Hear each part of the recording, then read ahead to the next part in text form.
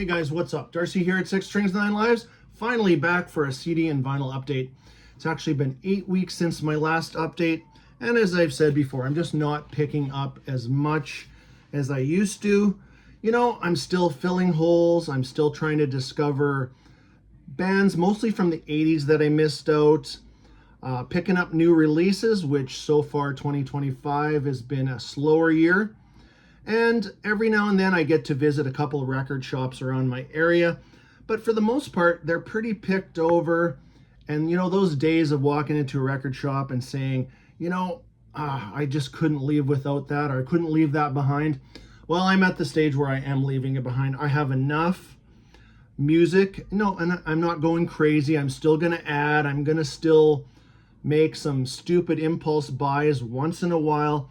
But for the most part, I'm just trying to be a little more conscious with my collection, and I just really don't want things to get out of hand. One day you turn around, you're like, what the hell's all this shit? You know, I don't want that to happen. So a little more control here at Planet 6 Strings, that's all I'm saying. But I do have my standard 10 or 11 things to show you here. And we're going to start off with an album that I did show in my 2025 so far video, and I will say this is probably most likely my front runner for album of the year so far. And I said so far because there are some really good albums, hopefully really good albums coming out. Like, I cannot wait to hear that new Halloween album in full. That is coming up in a couple of weeks. But here is Sodom the Arsonist, which, like I said, I did show it in that video, but maybe we can talk a little bit extra about this. And I did pick up the t-shirt too. Somebody asked me about that. So the front of that t-shirt is actually the back of the album cover. So really nice t-shirt. I'll wear it and I'll try to show it a little bit better, and maybe in my next video. Gatefold, same lineup as Genesis 19. Leaning towards the same production, but they even went a step further on this one, especially with the drum sound. Very analog, organic sounding, just old school sounding album. Absolutely love it. And I would say I think I even like it more than Genesis 19. I mean, Sodom has so many good albums, which I need to do a ranking on their albums in the future. But yeah, so many great tracks. I think Trigger Discipline was the first one they released. But Battle of Harvest Moon, excellent track. Gun Without Groom is one of my personal favorites. And ending with a great track called Return to God in Parts. And this one I picked up on black vinyl. It's a double album set released by SPV Steamhammer. I'll just show you one of the vinyl. And here it is. Center rings are same on all four sides. Nice anti-static sleeve that they put in here. And then I'll show you the two inserts. Mostly, yeah. Oh, this is a great band shot, of course. And as you might know, these guys are on a bit of hiatus now. Will they ever return? I don't know. I can't answer that. I hope they do. Tom has wanted to step back. He's got some health things to take care of, and just spending time with family and things like that. But I hope they get back out there. But just glad they decided to release the album before they took a hiatus. But there is the lyrics and such on this side, and then this one is a full collage of them in the studio, and yeah, mostly just studio stuff, and then more lyrics and credits on this side. So yeah, great album. And yes, front runner for album of the year. I would say number 2, without giving too much more away, the Sacrifice Volume 6. I have been constantly playing that. And at this stage, I mean constantly. I've been playing it at least once every month for sure, if not twice a month. But yeah, all right, moving on. I've been slowly chipping away at my Rage collection. And as I talked about earlier, discovering bands, later on in life. Rage, German metal band in there with Gravedigger, Halloween, Running Wild, bands like that. Discovering these guys late was awesome. Actually, their 27th studio album is getting released in September. It is called A New World Rising.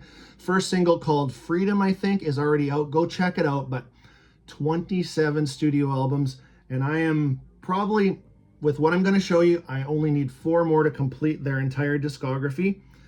And I'm just not trying to rush that process, because to process a band with a massive discography is a process in itself, put it that way.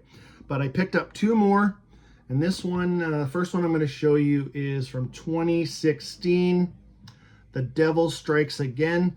This is a Nuclear Blast reissue, really, and it's on one of those hardbacks. I'm not the biggest fan of these, to be honest with you, but this was the cheapest one to get, and it seemed to be the only one that was available.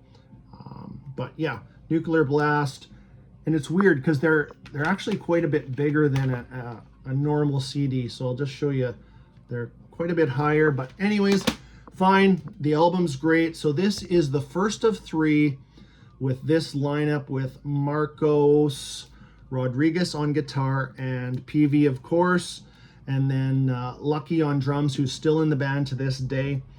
This would be the 22nd studio album, and this one and the next one I'll show you are better than I thought they would be.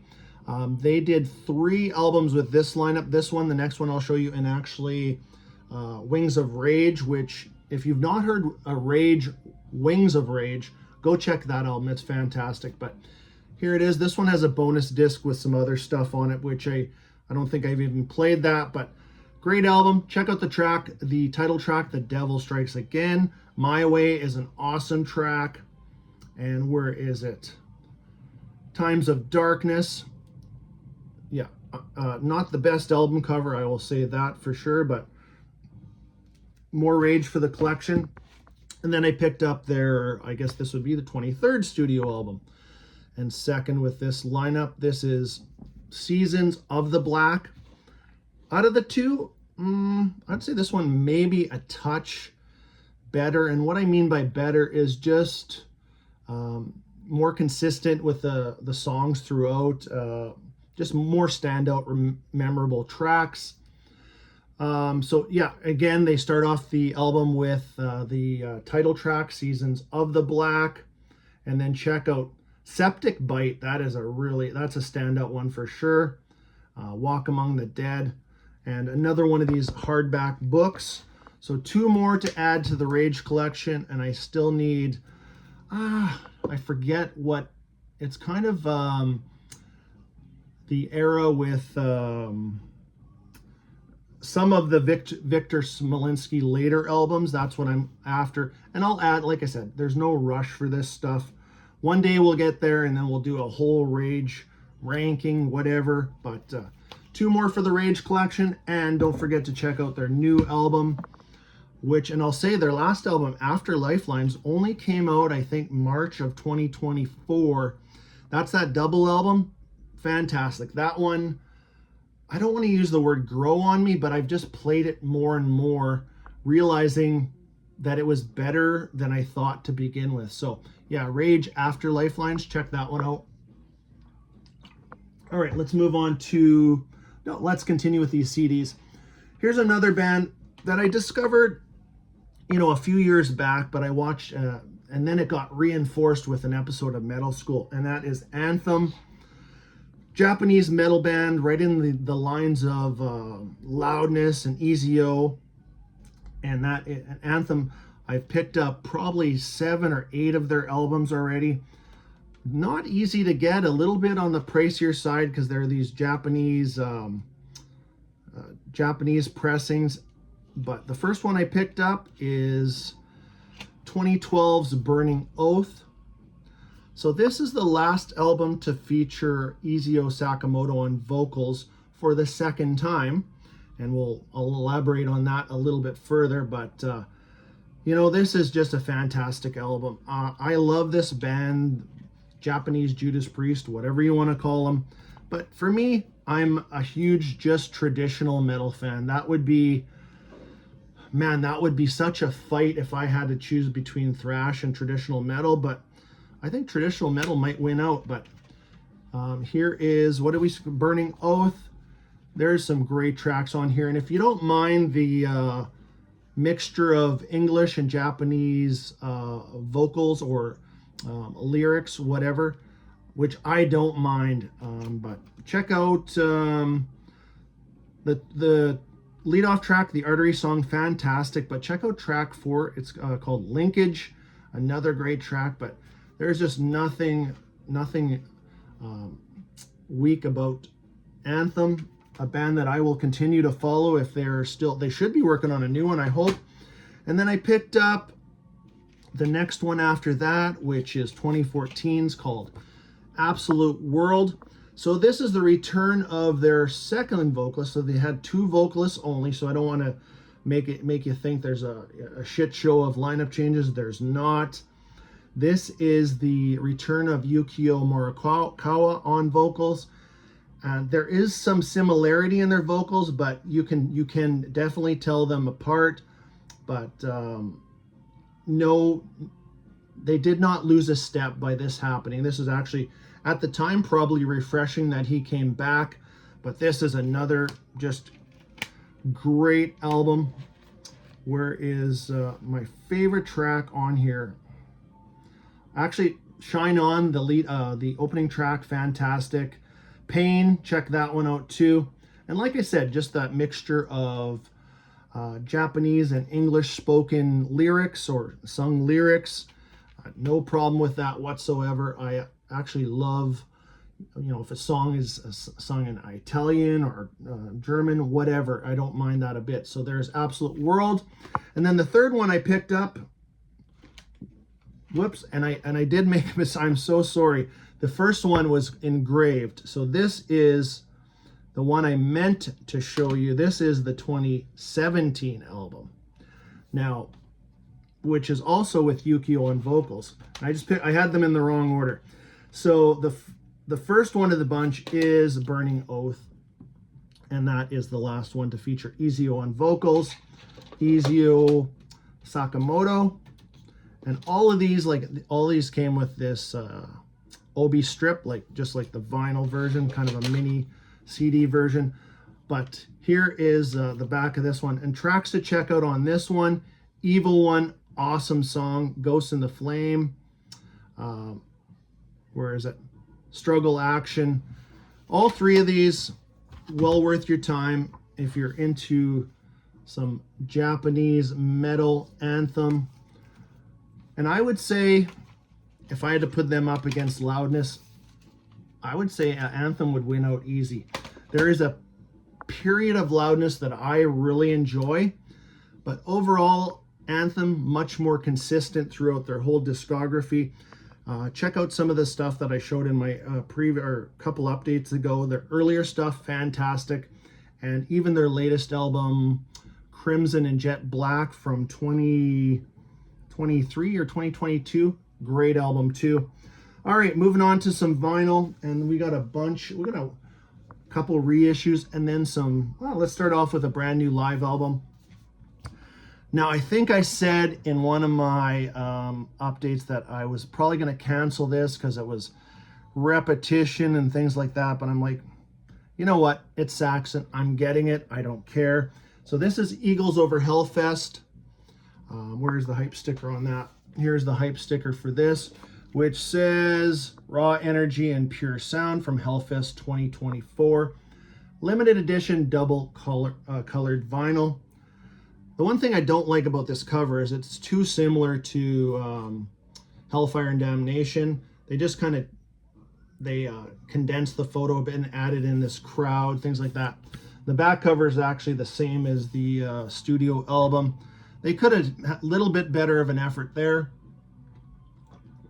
But like I said, it's Saxon. I'm going to pick it up. But I didn't pick up the vinyl and the CD this time, so I am getting better at that. So this is a double vinyl set, like I said, from Hellfest. They only play 2 new tracks on here. They open up with Hellfire and Damnation, and then they play Madame Guillotine. Other than that, you're just looking at stuff from 1980 to 1984. Basically their second album, Wheels of Steel through to Crusader. There's 2 to 3 tracks from every one of those albums on this, and you know, all the hits or whatever, and then the 2 new tracks. So there's still, you know, a massive amount of studio albums. When Saxon's already working on their 25th studio album, there's still a shitload of stuff that was missed, but they focused on more of a celebration of Hellfest, going into their past hits and a couple new tracks. So double vinyl, I'll just show you. Here's an inner with just photos on each side. And then we got the lineup, and then a great shot of the stage. So this is not a gatefold, it's just a double vinyl inside, not stuffed in there in any shape or form. Fits nicely, and this is that gray, what do we call this? Just double colored, so there's some gray marbling in there. The center rings are same on both sides, but it's Saxon. I mean, if you've heard, I mean, they have a shitload of live albums. They're up there with Iron Maiden and one of the other bands I'll show you as far as live albums go. But they're one of the bands that I will buy, you know, Priest, Maiden, Saxon, Rush, which I'll show you. I'll buy all the live albums. I think they're all fantastic live. And like I said, it's Saxon. I'm going to buy it anyways. So moving on, here's a reissue from Nuclear Blast of a pretty hard to get album on vinyl if you are an Overkill fan. But here's, this came out about a month ago maybe. This is Relics 14. The cover is superb. This is just very well done, not hazy or pixelated in any shape or form. There is which is the original back cover of, there's another vinyl version, same as that, and of the CD. And this one is a gatefold. All the lyrics are here, so great presentation on this. Not one of my, you know, favorite Overkill albums, but you know, of course, had to have it. Favorite thrash band of all time. Here is the hype sticker for that one. What do we got on here? Yellow and orange black splattered vinyl. So between Nuclear Blast and some extra licensing to other companies, we're slowly getting all of the Overkill release. There still needs to be a reissue of The Killing Kind, and then the live album Wrecking Everything, is that one? Or Wrecking Your Neck. That one needs a new official reissue. But here is what the vinyl looks like, and it was only reissued in this form. There wasn't any other choices like a black vinyl or anything like that. Another one that I do have on pre-order, which I've been waiting to come out on vinyl, is Death Angel Relentless Retribution. That one is coming out, I think, in about 3 weeks from now. Got that one on pre-order. So Nuclear Blast is starting to slowly, you know, release 1 or 2 at a time from each of these bands that were harder to get stuff type of thing. So, all right. And then there was one more that I did already pick up, but Church of Vinyl did something that they haven't done in, I don't know if they've ever done that, but they did a second run of this album, Necroshine. Now, I did pick up the green splattered one, which I've already shown on this channel. But when this one came up, I'm just like, man, do I get this? Or am I just, you know, am I brain dead? Why am I getting this? But such a huge Overkill fan. But this one, the hype sticker was right on here, and I'm going to leave it on there. Typically, I don't like when they do that, but this is the red vinyl version and a continuation. So the first one with the green splatter, they did 500, and then they did another 500. So 501 to 1000 on this one. The only difference from that one that I showed you before is they updated the Nuclear Blast logo, and of course, whatever number I got, 609.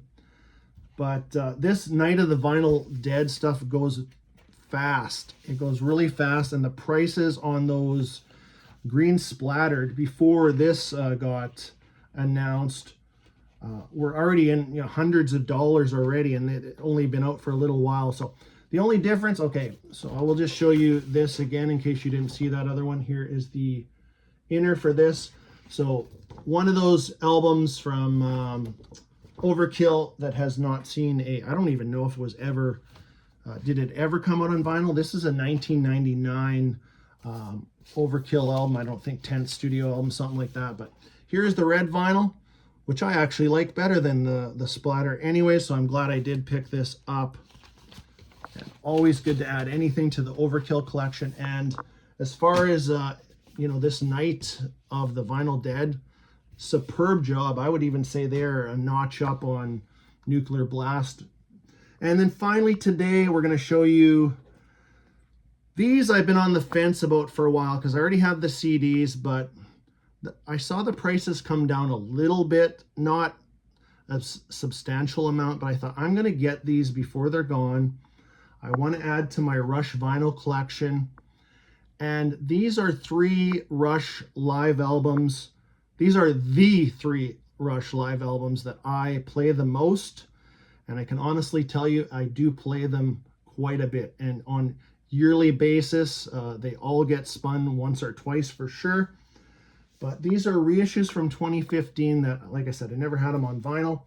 So this is Rush All Worlds a Stage, which I did not know this was like a triple, kind of a triple gatefold, which very cool that they show the 4 albums right there that this album has songs from. And this opens up like this. Let me know, do you have an original of this, and is it like this? Because that, I did not know that. But anyways, very cool. So these Rush live albums, the 3 that I'll show you are just, they've done such a great job of separating. What I'm trying to say is this album, of course, it's their first live album, only has tracks from their first 4 albums. Let me quickly just show you one of the vinyl before I move on and elaborate on what I was just saying. All black vinyl, replicas of the original center rings, very cool. And they've done an amazing job with these Rush reissues on, it's Universal Music is the main company, Anthem, Mercury. But the next one, and what I was saying is, so here's the second one. So that first one was from 1976. This one's from 1981. This is Exit Stage Left. And the majority of this album is their 5th, 6th, 7th, and 8th album. The majority of the songs. There's only 2 older songs on this album, which would be, I should have wrote it down. Anyways, they focus each live album on a period of the band. Like I said, 5th, 6th, 7th, and 8th album. Awesome. This one is another, yes, this is a gatefold double vinyl again. Yes, it is. We'll just show you one, but live Rush to me is just as cool of an experience as their studio albums. And, since there really is no more Rush, I still live through these albums. I discovered the band way back in 1981, 82. But here is the vinyl. Same on both sides of both vinyl. But glad to pick that one up too. And then the third one, which focuses on their 9th, 10th, 11th, and 12th studio album. This is a show of hands. And actually one of my favorite periods, this 80s stuff. You got 1 track from Signals, 2 tracks from Grace Under Pressure, 4 tracks from Power Windows, and 4 tracks from Hold Your Fire. And then there's 2 older songs on here. Closing the show out with Closer to the Heart, and then we have Witch Hunt. But yeah, and I don't know, I've always loved this album cover. It's just so, it's so 80s. And of course there's the band looking 80s, Getty right there, the Professor, Alex. This one is also a double vinyl, and let me know if you have originals of these. Are these centerings close or the same? But here is the centering for that, which is the same on both sides. But Like I said, and there is one of my absolute favorite versions of subdivisions on this album. Yeah, Mystic Rhythm, Distant Early Warning.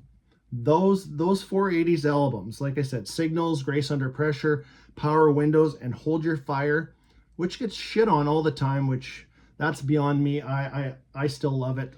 But yeah, so added some Live Rush to my collection. I think I've kind of closed out what my vinyl Rush needs would be. You never know. We'll see what comes out in the future. But that is all I have for today, and I hope you enjoyed this one. Until next time, stay heavy.